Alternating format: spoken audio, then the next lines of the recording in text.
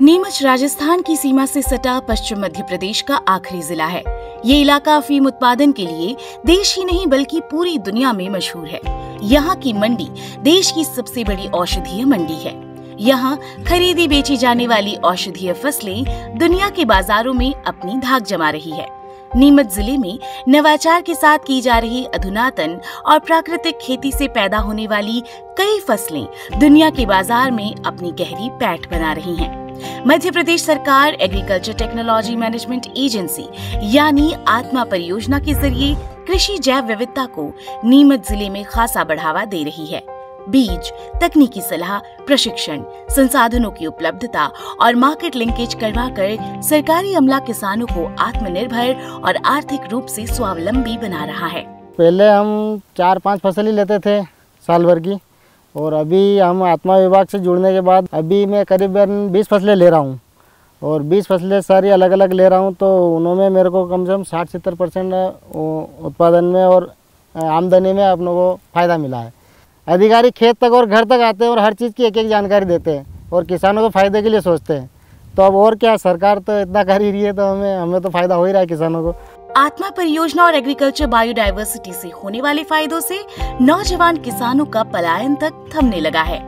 मुझे ऐसा लगा कि खेती कुछ लाभ का धंधा नहीं है, तो मैं यहाँ से इंदौर की ओर पलायन कर चुका था, जहाँ पर कोविड की वजह से मुझे वापस घर की ओर आना पड़ा। पहले मेरे दादाजी 3 या 4 तरह की खेती करते थे फसल की, तो फिर मुझे आत्मा योजना की तरह कुछ नई खेती के बारे में जानकारी मिली। तो पहले हमने 3 से 4 तरह की फसल लगाई थी। इस बार आप देख सकते हैं कि हमने लगभग 10 से 12 अलग अलग तरह की फसल लगाई है। हमारा बजट पहले नीचे जाता था, लेकिन अब हमारा बजट लेवल से ऊपर उठने लग गया है। अभी हम जो है पिछले 4-5 साल से हल्दी की खेती कर रहे हैं। हल्दी में हम आत्मा विभाग परियोजना में जो है आत्मा परियोजना के अंतर्गत हमने जो है ट्रेनिंग ली, इसकी प्रशिक्षण लिया और भ्रमण पे भी गए थे। 2-3 जगह हमने इसका देखा भी कि किस तरीके से खेती करते हैं। इसका जो है कच्चा माल हम सब्जी मंडी में सेल कर देते थे, परंतु अब हम इसको जो है थोड़ा एक कदम आगे बढ़ते हुए हम इसको प्रोसेसिंग कर रहे हैं और डायरेक्ट एंड यूजर तक पहुँचा रहे हैं। कच्चा माल तो 12-15 रुपये किलो बिकता था, अब ये जो हमारा 250 रुपये किलो का हमने रेट रखा हुआ है, तो जस्ट डबल हो जाता है ये प्रोसेसिंग करने पर। इसका प्रोसेसिंग का और सब खर्चा काट भी दें तो लगभग 25% अपने को शुद्ध मुनाफा हो जाता है। भाटखेड़ी के किसान जगदीश के खेत में भीषण गर्मी के दिनों में भी 10 तरह की खड़ी फसलें लहलहा रही हैं। कृषि की जैव विविधता से फसल चक्र और किसानों की आर्थिक स्थिति में क्या बदलाव आया, सुनिए खुद उन्हीं की जुबानी। पहला मैं पारंपरिक खेती कर रहा था, और मैं 6 महीना की एक फसल लगे लेता, फिर एक 6 महीना बाद लगे लेता और बाकी समय में मजदूरी करता था। जब से हम आत्मा योजना से जब जुड़े 2012 में, उससे के बाद से हमें सारी मार्गदर्शन मिलता रहा और मार्गदर्शन से हम धीरे धीरे आगे बढ़ते रहे। उन्होंने हमें बीज भी नए नए ला के दिलवाए और हमारा जो फसल है उसके मार्केटिंग की भी उन्होंने व्यवस्था करी। 10 साल पहला जो इनकम थी वह मात्र 2 लाख रुपया प्रति सारी ज़मीन की थी। अब कम से कम 20 लाख रुपये साल की इनकम है। दरअसल नीमच में देश की सबसे बड़ी मंडी है।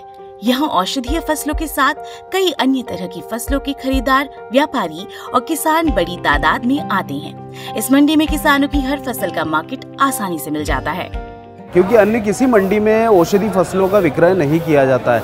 तो कर्नाटक में भी कुछ क्षेत्रों में अश्वगंधा और ये बोते हैं, तो वो भी बेचने के लिए इसी मंडी में लाते हैं। नीमच में एक्सपोर्ट क्वालिटी की औषधीय फसलों के साथ अन्य तरह की फसलों का काफी उत्पादन होता है।